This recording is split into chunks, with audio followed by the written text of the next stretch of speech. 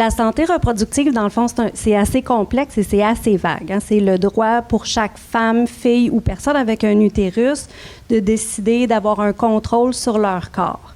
Ça implique beaucoup de choses. Ça implique décider si on veut avoir des relations sexuelles, avec qui, donc être protégé, être contre la violence sexuelle.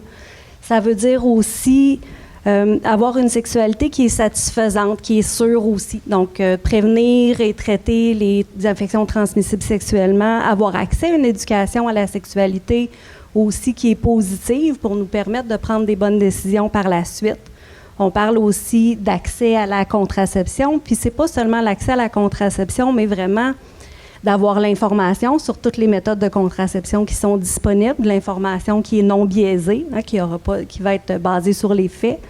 Par la suite, c'est d'être capable de choisir la méthode qui nous convient le mieux. Puis une fois qu'on a choisi cette méthode-là, que la méthode de contraception soit abordable et accessible aussi.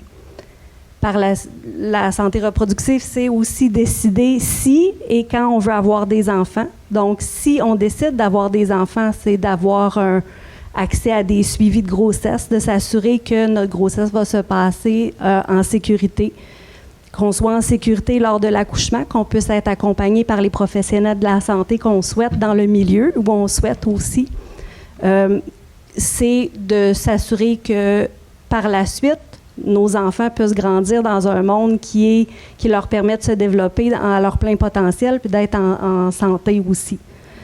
Puis, c'est le fait, si on fait face à une grossesse qui est non désirée, c'est le fait de pouvoir interrompre la grossesse, d'avoir accès à des soins professionnels avec compassion, de pouvoir choisir sa méthode d'interruption de grossesse aussi, puis d'avoir de l'information encore qui est basée sur les faits, puis sur la science.